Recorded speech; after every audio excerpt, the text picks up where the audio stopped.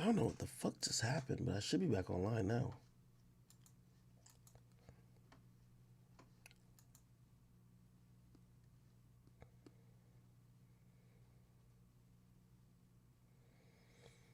All right.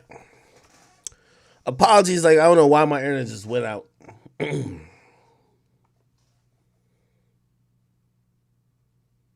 Should be back.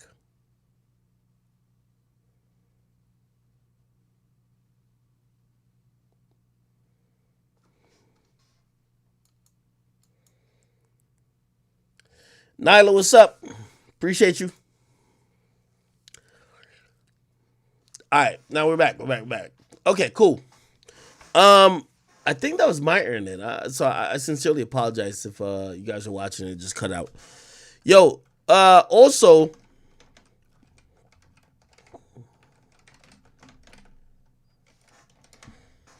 Gervonta Davis and Ryan Garcia are fighting tomorrow. I've kind of slept on how big this is, but it looks like it's like the biggest thing in the world if you look at like how it's kind of manifested in Vegas. But they had a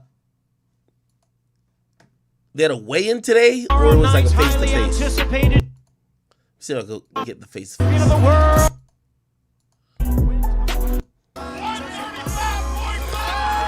Ryan Garcia weighs 5.5 pounds for King Ryan Garcia. And now to the scale with a record of 28 wins. I'm trying to get the back and forth. Where's the back and forth?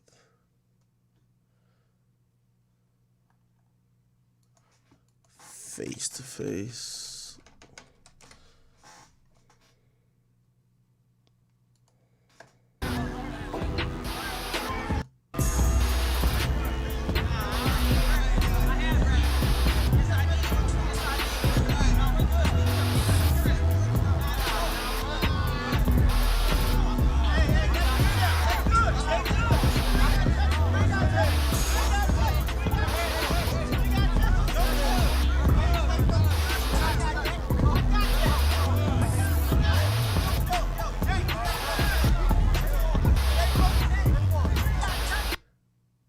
Hey, Tank looks intimidating. This dude looks, I ain't gonna lie, Ryan Garcia look a little shook. I ain't gonna hold you. Tank's coming with a lot of energy. He's coming off like a firecracker. This fight's going down tomorrow.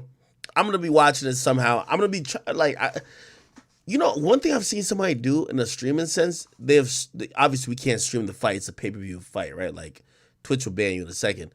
But I've seen people stream themselves just talking about the fight while the fight's going on.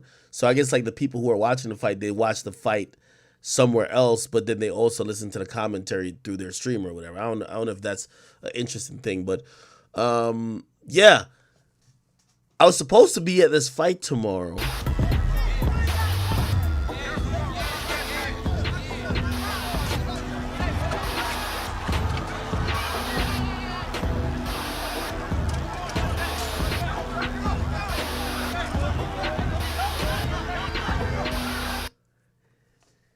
This is all good fight shit, man. Who do I think is going to win? I've learned not to bet against Gervonta Davis. Gervonta Davis just seems like I really bet against him like the last two fights. The dude's knocking everything out. Like he has a punching power that even if you think he's getting outboxed, he'll knock a nigga out, bro. So again, I'm not betting against him. Ryan Garcia seems like he has quick hands, look like he's pretty glamorous in how he fights. But I'm going to be honest with you, man. Tank just seems like one of those guys, and I'm just not going to bet against him. So this is interesting because both have an undefeated record. And this is what boxing needs. Boxing needs people with shit to lose, putting it on the fight, big fights.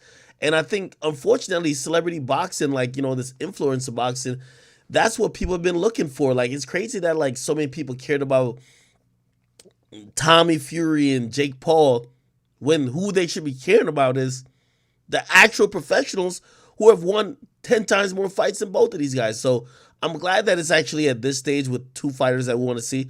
Obviously, people want to see like Haney get in the ring eventually. I think they would have wanted to see Haney versus Tank or something like that too.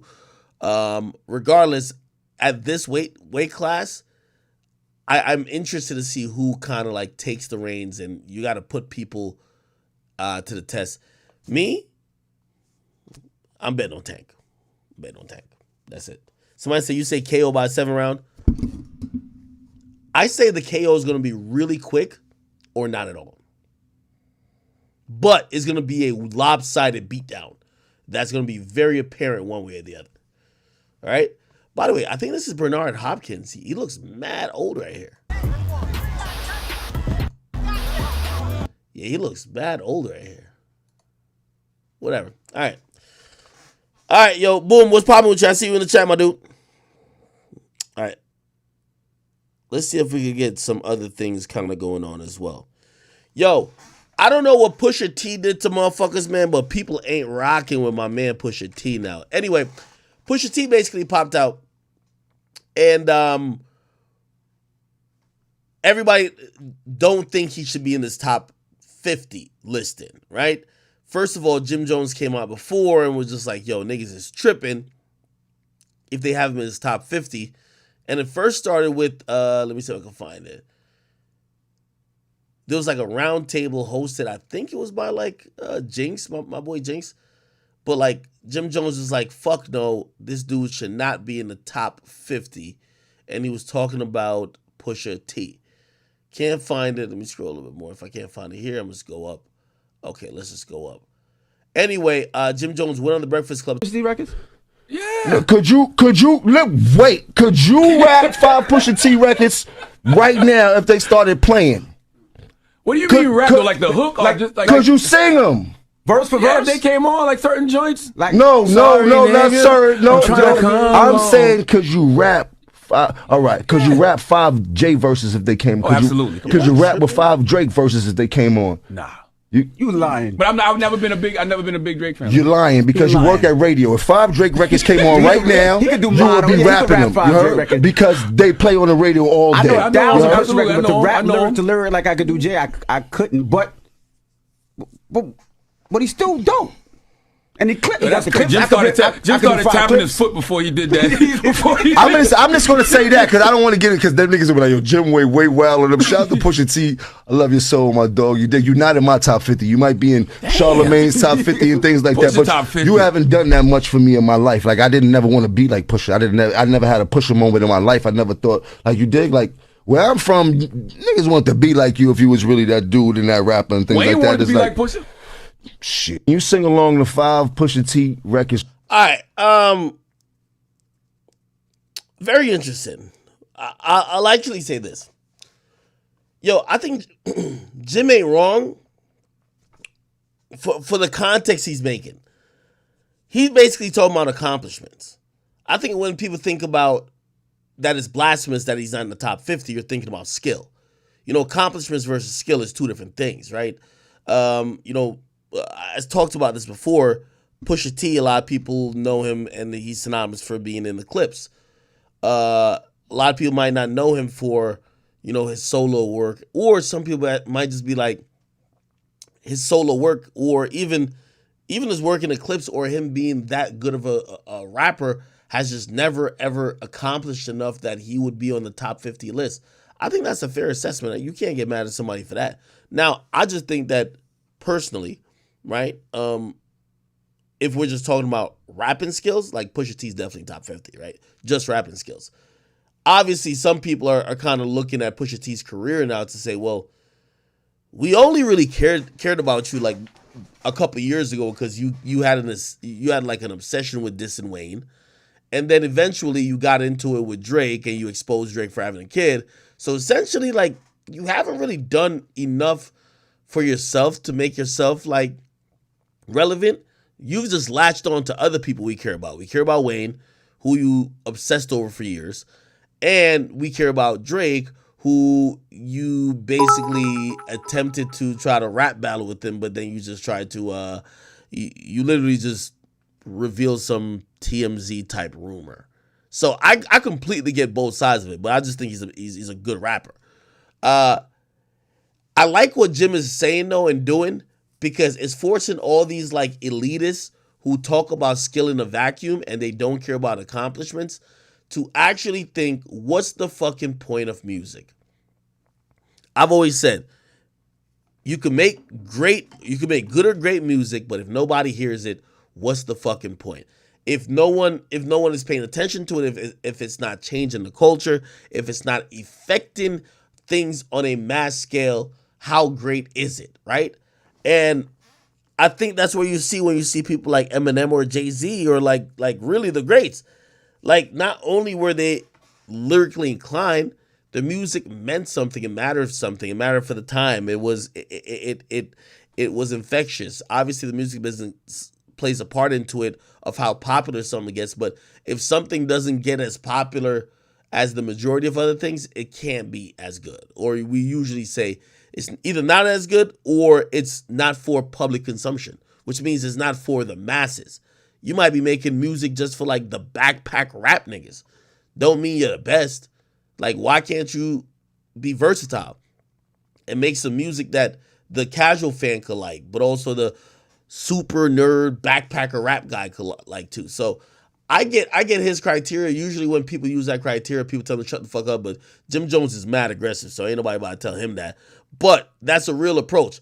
Why, if we're only talking about like bars and shit like that, there's a bunch of unknown rappers that never accomplished anything, but they're good at the craft that we could be naming. No, we got to name people who has actually affected the culture and actually affected the trajectory of shit. So that's where I am with that. I will say this, though. I see a lot of people that like Drake. Like, I see my man Grand and shit. You know what I mean? I see Drake himself even liking a bunch of posts that kind of was co-signing Jim Jones. Shitting on Pusha T. Bro, Pusha T's legacy and Drake's legacy, unfortunately, there's a cross section there, but Drake fans got to stop taking it that personal. That if people are talking about his career, they're instantly talking about Drake. No, like if you look at Pusha T's career, he's been in a group and doing shit for a really long time, and it's only a part of his story that him and Drake got into it. Just like Drake, you know what I mean? It's only a part of his story that he got into it with Meek, or whether he got into it with, you know, Pusha T at the center. I think people just started jumping on this type of idea because they didn't like Pusha T. Pusha ain't that bad, bro. And also his music, you know, he's done really good things. He's written for and helped Kanye write a bunch of stuff. You know, we can't just act like he's a bum-ass rapper, which sometimes the disrespect makes it feel like that's what it is. You get what I mean? Some people say his only relevance is Drake. Nah. All right. Cool. All right. Let me address this thing, because I've seen everybody be like, yo, Ike, when are you going to address this? So Ice Spice's producer, some nigga named Riot, right? Let me see if I can get that. All right, so let's read this. Fans are claiming that Ice Spice producer Riot USA tried to pay Stans to buy Princess Diana remix, okay?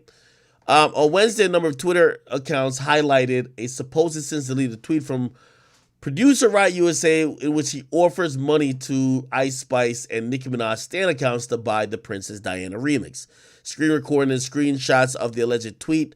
Two of them were seemingly taken by Doja Cat and Cardi B Stan accounts. Show Riot, blah, blah, blah, da, da, da. Now,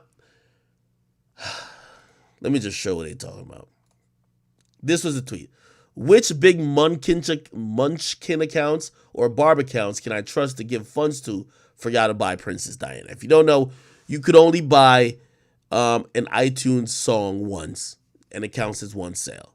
You can't buy it 10 times, no matter if you have $10. You have $1, you could buy it. So sales in the purchasing sense actually account usually for the amount of people or households that are purchasing it, not the amount of money that could be spent. Otherwise, people would just spend $100,000 and buy 100,000 singles. So you got to get, you know, there's a really complicated process, but you got to get a lot of people to buy it.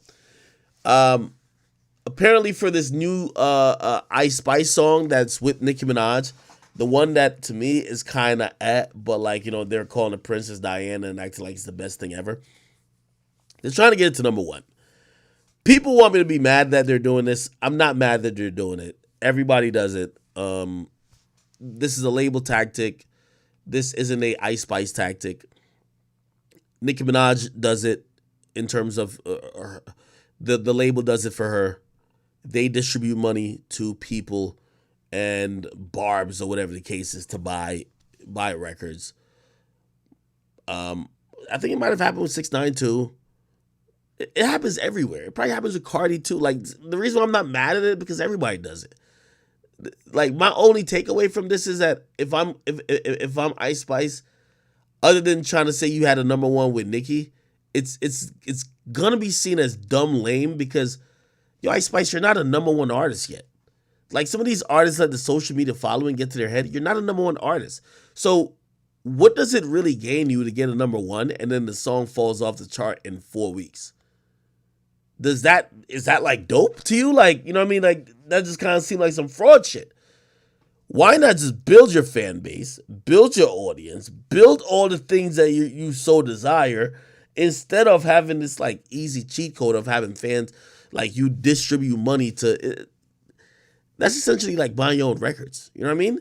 Like when 6ix9ine said that whole 6 credit card shits, that was happening with Justin Bieber fans, and you know, yeah, labels buy records. 100%. Like, if they're close to another artist, I don't know, say the sales are going to be within like 5,000-10,000, bro, they're going to try to get that spend up to buy those records. Now, granted, they can't just buy it from a corporate account, but the labels have their ways. So I'm not blaming, it would be whack for me to blame Ice Spice or Nicki Minaj when everybody else kind of does it. And really, the people who do it